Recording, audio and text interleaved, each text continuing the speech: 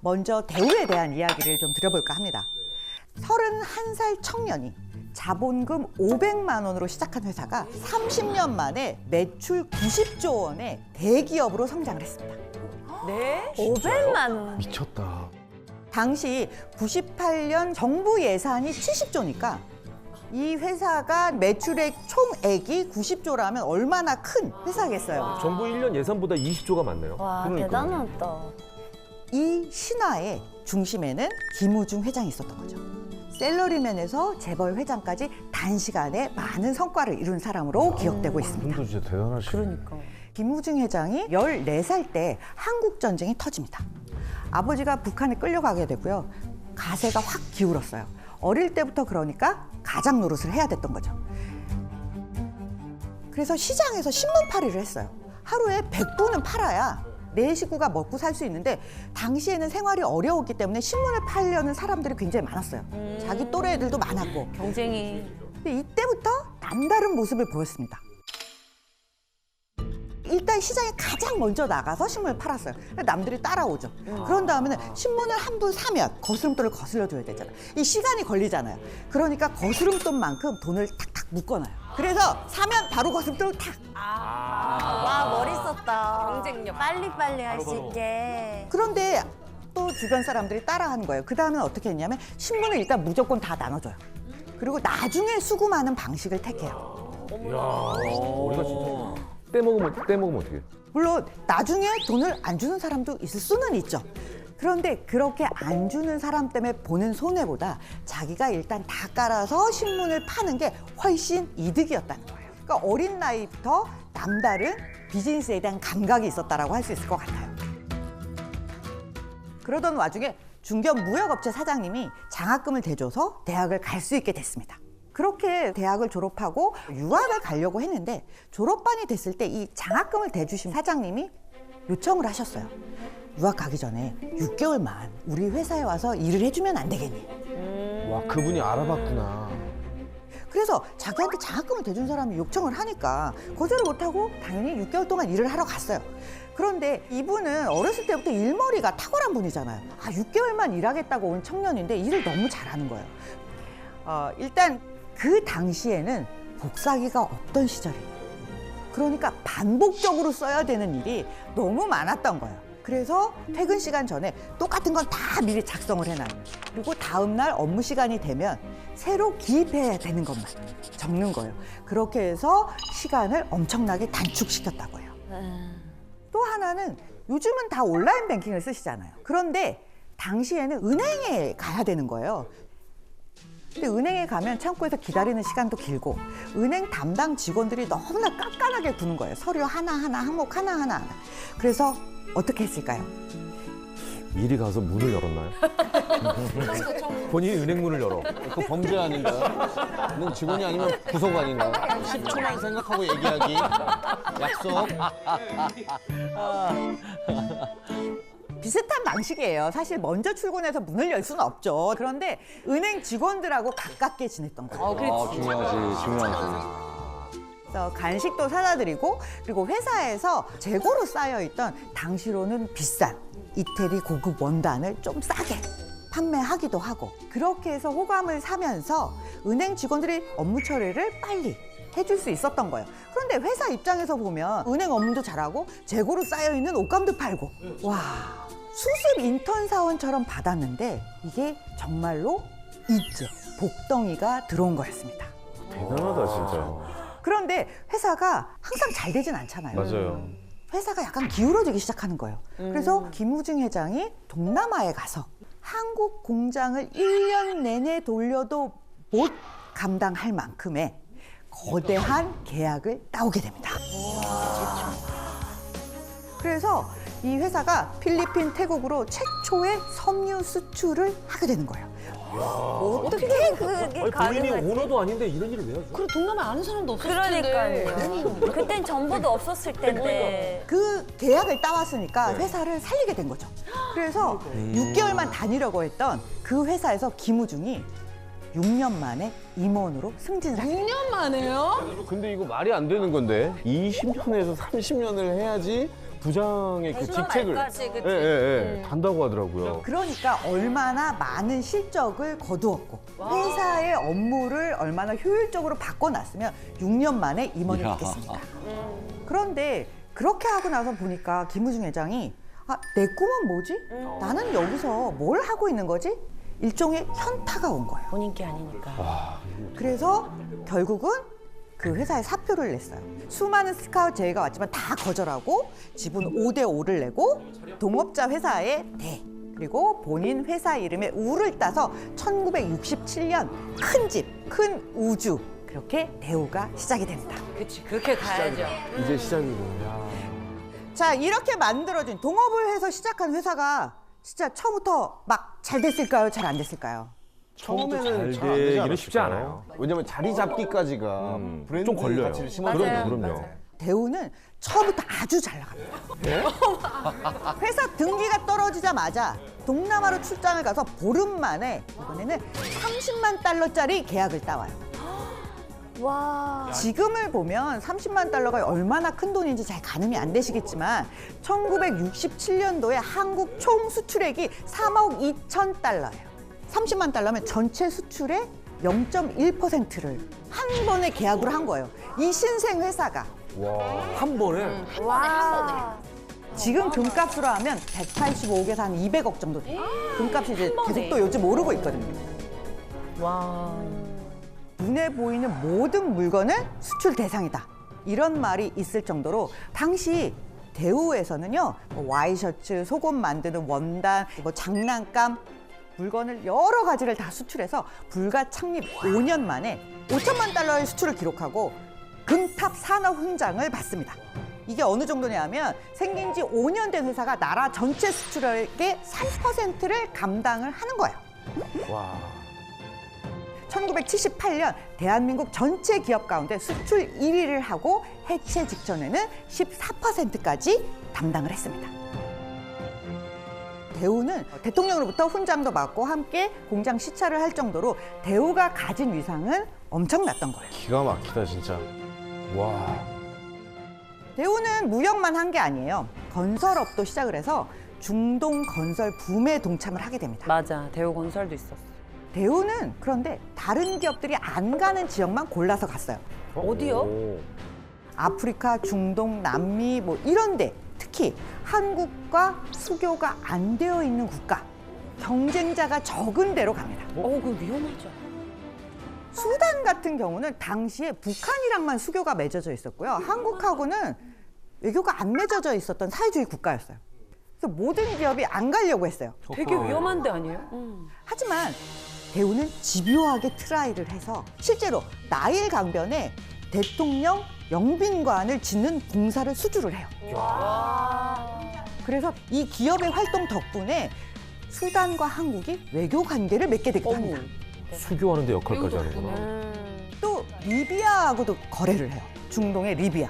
리비아에 의과대학, 도로, 심지어 비행장을 사막 한가운데다가 지어줬는데 이 당시에 리비아하고 협상을 하는데 굉장한 어려움이 있긴 했습니다. 왜냐하면 리비아 같은 경우는 카다피라는 지도자, 카다피 이름을 들어보셨을 거예요. 아이고, 완전 강성인데. 예. 건설 현장에 갑자기 총든 사람들이 막 나타나서 김우중 회장을 데려가요. 왜? 그래서 무서웠겠죠. 네. 와. 리비아에서 돈이 없다고 대금 지불을 안 해주는 거예요. 어? 그럼 어떻게? 네? 배째라. 이렇게 나오면 어떻게 하시겠어요? 제가 김우중이라면 저는 다른 물건으로라도 좀 받아야 될 것 같아요. 맞아. 왜냐면 우리나라에서 뭔가 교환했을 때 좀 값어치가 좀 나가는. 거기에서만 있는 그렇죠. 그런 것들. 거기서는 자재값이 싼데 우리나라에 왔을 땐 좀 뛰는 거. 그렇지. 돈으로 안 주니까 물건으로라도 가져온다. 예. 그 상황에서 김우중 회장은 사막 한가운데 이렇게 텐트 치고 협상을 하는 거예요. 말씀하신 대로 처음엔 석유라는 이야기가 나오지 않았는데 원유를 받아서 정제해서 마진을 더 남겨서 원유 수출을 통해서 그렇게 이익을 더 남겼습니다. 자, 이제 사업하시면 돼요. 슬슬 저도. 센스 있어. 아니, 그게 빙의 했네, 빙의. 이거 머리가 좀 있네요, 지금 제가. 자, 그래서 수단, 리비아, 뭐 아프리카, 중동 국가들뿐만 아니라 동유럽, 중앙아시아, 우즈베키스탄 이런 데까지 다 진출을 했어요. 그러다 보니까 그런 나라들에서는 옛날에 이런 말 많이 있었습니다. 한국은 몰라도 대우는 안다. 그랬을 정도였어요. 그 정도구나.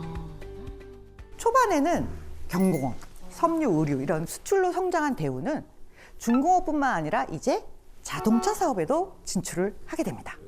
기억하시는 분들 계실까요? 예, 맞습니다. 르망을 생산을 했고요. 르망. 91년 국민차라고 하는 굉장히 작고 귀여운 차가 나왔죠. 티코를 생산하고 이게 대히트를 치면서 4대 제독이라고 불리게 됩니다. 와, 대단한 사람이다. 자, 이렇게 여기까지 얘기를 들으면 막 쫙 성장하는 네. 아름다운 그림이 막 나오죠. 전혀 망할 일이 없는데. 맞아. 얘기만 탄탄해 들어보면. 보이는데. 네.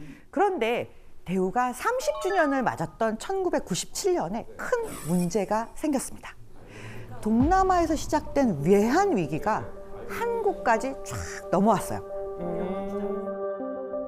한국의 거의 모든 기업들이 위기에 빠졌고 세계 경영 깃발 아래 해외 사업을 막 추진했던 대우는 더 큰 위기에 봉착했습니다. 왜냐하면 세계 경영을 한다는 건 해외 사업장을 많이 만들어야 되잖아요. 그러니까 돈을 많이 빌려다가 해외에 투자를 많이 했던 거죠. 그리고 김우중 회장은 정부의 구조조정 방침에 반대를 하기 시작했어요. 오히려 수출을 늘려서 빚을 갚고 빨리 외환위기에서 벗어나야 된다. 이렇게 주장을 했습니다.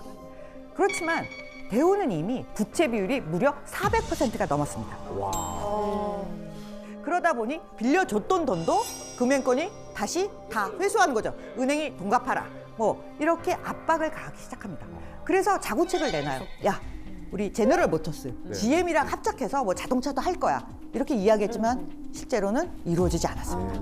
삼성그룹하고 야, 우리가 뭘 팔 테니까 니네가 뭘 가져가라. 이렇게 빅딜 협상을 시작했지만 그것도 무산이 됐어요. 그래서 결국은 1998년 8월 워크아웃에 들어가면서 재계 서열 2위까지 올라갔던 대우그룹은 해체가 되고 말았습니다.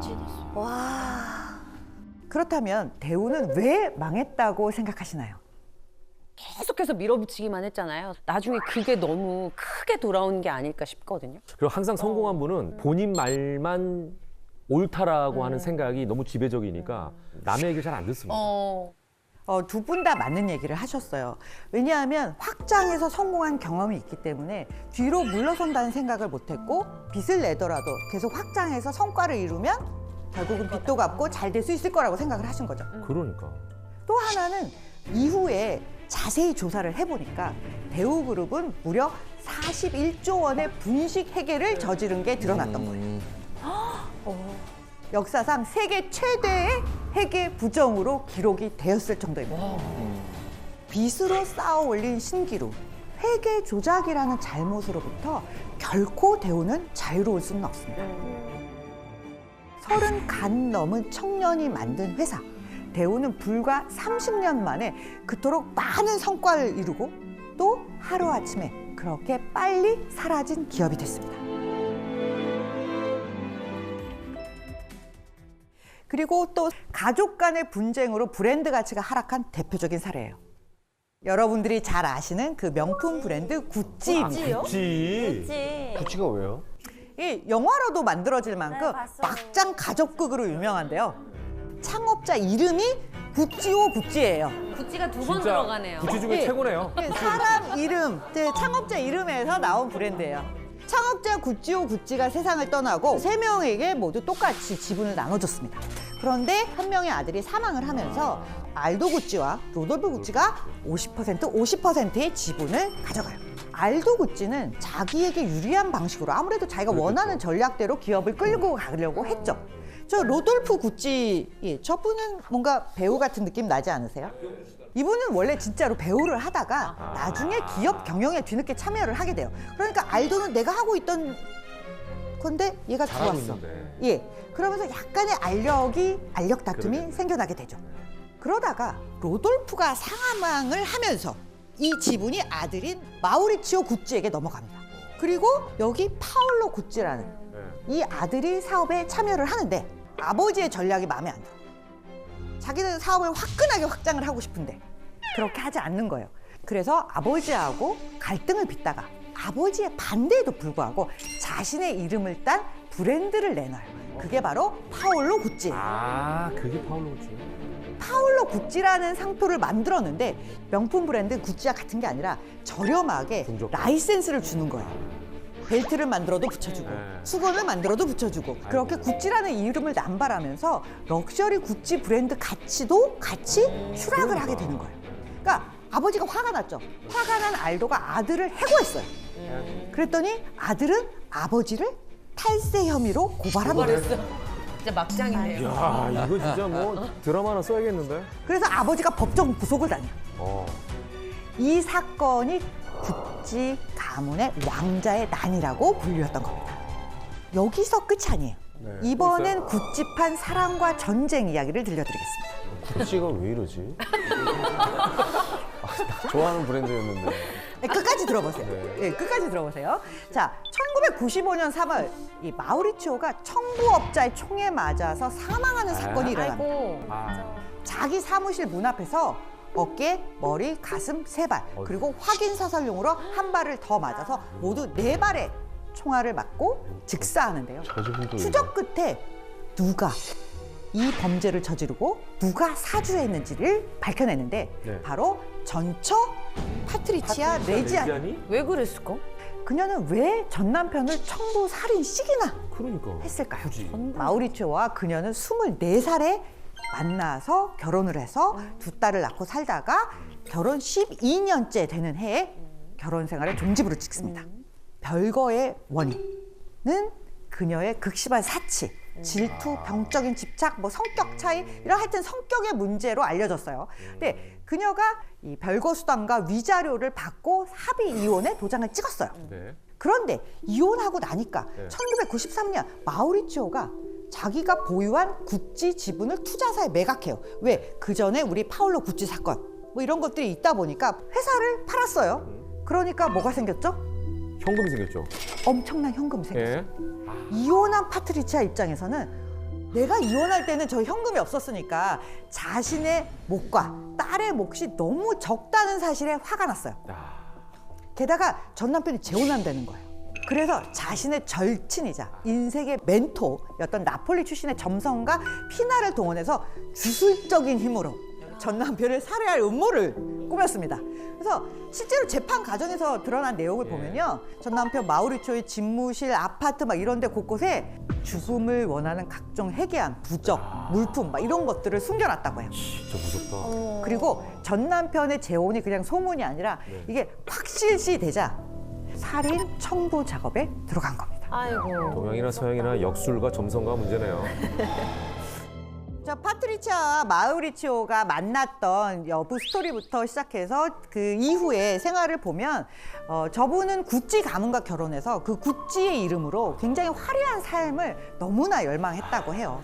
이미 청부 살인이 일어나기 전 왕자의 난 가족 간의 분쟁으로 브랜드 가치가 하락했을 때 구찌 패밀리는 경영권을 매각을 했어요. 아, 뭐가? 그러다 보니까 이 구찌 가문의 막장극이 더 이상 브랜드와 주가에는 영향을 주지 않았던 겁니다. 그래서 MZ세대들한테 여전히 사랑받는 브랜드로 남아있을 수 있는 거죠. 그래서 브랜드 가치와 기업의 막장 스토리가 이제 분리된 예, 그런 사례입니다. 네. 위기를 겪지 않은 기업은 전 세계에 하나도 없습니다. 지금 잘 나가는 기업 중에 상당수는 위기가 왔을 때 잘 극복하거나 잘 대비해서 그 시기 이후에 더 크게 성장한 경우가 대부분입니다. 기업은 우리에게 매우 중요한 직장이기도 하고요.